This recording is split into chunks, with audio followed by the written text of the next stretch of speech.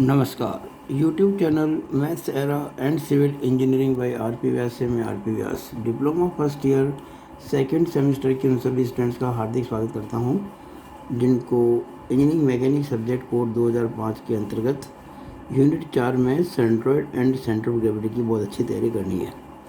ये इस चैप्टर में मेरा आज वीडियो नंबर 7 है। इट इज़ वीडियो नंबर 7 और इसमें आपके लिए मैं एक बहुत अच्छा क्वेश्चन लेके आया हूँ जो कि 10th क्लास की जो आपकी ज्योमेट्री पढ़ी हुई रेखागणित उस पर आधारित है। और सीजी का तो खैर है ही। पहले क्वेश्चन पढ़ लेते हैं।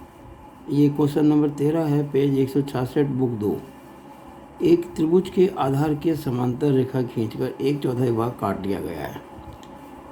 1/4 part of a triangle has been cut out by drawing a line parallel to its base। शेष भाग के गुरुत्व केंद्र की आधार से दूरी ज्ञात कीजिए। Find the distance of centroid of the remaining part. यदि त्रिभुज की ऊंचाई h हो, if height of the triangle is h। अब देखिए क्वेश्चन जो 13 है पेज 166 पर, वो ये रहा आपकी बुक का। इसमें कुछ कमियां हैं जो मैंने अपनी इस लैंग्वेज में सही कर दी है। देखिएगा ये क्वेश्चन क्या लिखा हुआ है। इस क्वेश्चन में एक ख़ास बात जो मुझे दिखी वो ये है कि क्लियर नहीं है क्वेश्चन। ये पता नहीं पड़ता ये पूछना क्या चाहते हैं, आंसर कहाँ से निकालना चाहते हैं। तो मैंने बड़ी मेहनत करके, बहुत माथा पिछे करके ये चीज़ें बताई है, आपको बताई मैंने पता करके ना। एक त्रिभुज में आधार की समांतर रेखा खींचकर 1/4 भाग काट लिया गया है। ये तो ठीक है, एक त्रिभुज के आधार के समांतर रेखा खींचकर 1/4 भाग काट लिया गया है, कोई दिक्कत नहीं है। शेष भाग का गुरुत्व केंद्र ज्ञात कीजिए। अब इससे क्वेश्चन पूरा क्लियर नहीं होता है। शेष भाग के गुरुत्व केंद्र की आधार से दूरी ज्ञात कीजिए होना चाहिए था। यानी जिस बेस के पैरेलल लाइन खींची है और एक पोर्शन जो 1/4 एरिया में है, एक्चुअली कहते हैं ना 1/4 भाग काट अलग कर दिया, यानी कि 1/4 मतलब 1/4 एरिया अलग कर दिया, तो 3/4 एरिया, 3/4 एरिया बच गया है। तो जिस बेस के पैरेलल लाइन खींच के एरिया काटा उससे दूरी ज्ञात करनी है। ये बात ये लिखना भूल गए बुक के अंदर। और एक बहुत बड़ी गलती जो कर दी, देखिए इसका आंसर देगा 2/9h। दिख रहा है आपको? तो इसको ऐसे लिखना चाहिए था 2/9 ब्रैकेट में और h अलग। इसमें ऐसा महसूस होता है जैसे 2/9h, ये 2/9 और h नीचे, ऐसा लगता है। It is not clear.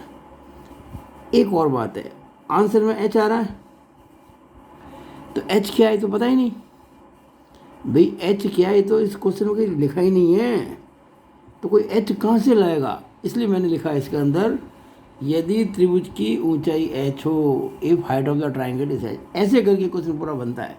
तो इस बुक के मैंने जो मिस्टेक्स हैं वो सही करके अपनी ओर से क्वेश्चन आपके लिए तैयार किए हैं। इसका लाभ उठाइए। मैं फिर कहता हूँ कि जितनी मेहनत मैं आप लोगों के लिए कर रहा हूँ उतनी शायद ही कोई टीचर कर पाएगा, और बहुत हैवी फीस देकर भी आप ये चीज़ नहीं पढ़ पाएंगे कहीं से जो आपको मैं दे रहा हूँ। तो इसका महत्व समझो, इन बातों को याद रखो, बहुत काम आएंगे। अब देखिए हमने क्या करना है। मैंने पहले एक ट्राइंगल ABC बनाया और फिर ये जो बेस है ना BC। अच्छा, इस ट्राइंगल की हाइट h है, देखो मैंने लिख दी हाइट h। यहाँ से मैंने यहाँ से लिया तक हाइट h है इसकी। और ये जो एक लाइन खींची मैंने DE, जो कि इस BC के पैरेलल है। और ये जो डॉटेड में दिख रहा है आपको, ये ट्राइंगल काट के अलग कर दिया। एक्चुअली अब ये है नहीं, बचा हुआ पोर्शन ये है, ट्रेपेजियम है, ये समलंब चतुर्भुज है, ये इसके लाइन पैरेलल है ना ये। तो हमें इस ट्रेपेजियम की सीधी ज्ञात करनी है। वो कैसे ज्ञात करें इसकी बात हम करेंगे। तो हम क्या करेंगे, ये जो बड़ा एरिया है ट्राइंगल का ABC का, इसमें से जो छोटा ट्राइंगल है ADE, इसको घटाएंगे तो ये बच जाएगा। तो हमें ट्राइंगल ABC को तो कहना चाहिए 1 और ट्राइंगल ADE को कहना चाहिए 2। और ये फॉर्मूला लगाएंगे हम सी जी निकालने का, Y bar equal to A1 Y1 minus ये वाला Y bar equal to A1 Y1 minus A2 Y2 upon A1 minus A2। हमें A1 A2 Y1 Y2 चाहिएंगे। अब आप जानते हैं कि किसी भी ट्राइंगल का एरिया निकालने के लिए क्या पता होना चाहिए, बेस और हाइट दोनों पता होना चाहिए। तो बेस मैंने B मान ली, इस ट्राइंगल की, बड़े वाले ट्राइंगल की बेस मैंने B मान ली। और जो चीज़ मानी जाती है ना उसको लिखना चाहिए कि आपने फिगर में B लिख दिया और ये बता नहीं B क्या, क्यों क्वेश्चन में भी आपको बोला, आपको क्वेश्चन में तो B दिया ही नहीं है, तो मैंने लिख दिया let BC equal to A। हमने BC को A मान लिया। हाइट तो इसकी H आपको दे रखी है, ये बने, हालांकि इस क्वेश्चन में किताब में मिसप्रिंट है, लेकिन मैंने क्योंकि आंसर मैच आ रहा ना, तो हाइट तो इसकी H है, तो इसका बेस B हो गया और हाइट H हो गई। अब हम इसका बेस DE कितना होगा और हाइट कितनी होगी ये निकालना है, क्योंकि ये निकालने के बाद ही हम क्वेश्चन कर पाएंगे। अब प्रश्न उठता है कि बेस कितना हो, बेस आपको दिया तो नहीं है, पर एक चीज़ दी है कि जो ट्राइंगल आपने काटा है वो ओरिजिनल जो ट्राइंगल है उसका 1/4 लिखा ना साफ साफ यहाँ पे, 1/4 भाग काट कर अलग कर दिया गया है। यानी अगर मैं आपसे कहूँ कि इसका एरिया AD का जो होगा उसका 4 गुना एरिया ABC का होगा, या यूँ कहो कि जो ABC का एरिया है उसका 1/4 ADE का होगा। यानी हमको ये पता है कि ADE का एरिया बटा ABC का एरिया इजिकल टू 1/4, ये हमको पता है। अब आपने क्लास 10 के अंदर ज़रूर एक चैप्टर है समरूपता, वो चैप्टर जहाँ तक मेरे को ख्याल है चैप्टर 11 है आपका 10वीं क्लास के अंदर, समरूपता, सिमिलरिटी, 10th क्लास सब ने पास की है।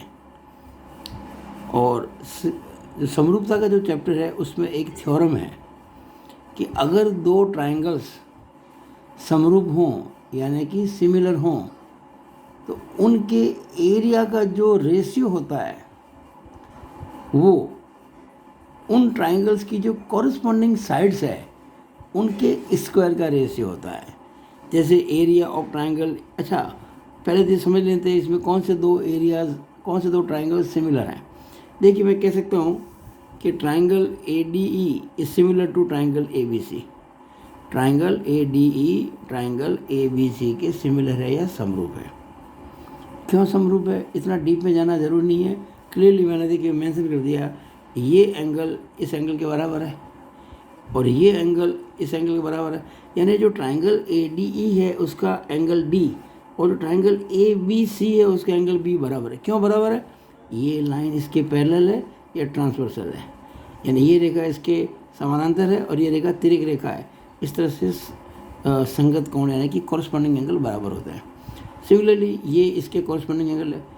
और जब दो ट्राइंगल के दो एंगल्स बराबर हो गए तो वो कहलाती है AA सिमिलरिटी, यानी कि कौन कौन समरूपता। वैसे तीसरा एंगल अपना बराबर हो जाएगा, हम इसको AAA भी कह सकते हैं। इसका मतलब area of triangle ADE upon area of triangle ABC is equal to DE का स्क्वायर अपॉन BC का स्क्वायर। ये मैंने लिखा है यहाँ पे, एरिया ट्राइंगल ADE बटा area triangle ABC is equal to DE square बटा BC स्क्वायर। ये थ्योरम है, ये एक थ्योरम है, थ्योरम ऑन सिमिलरिटी।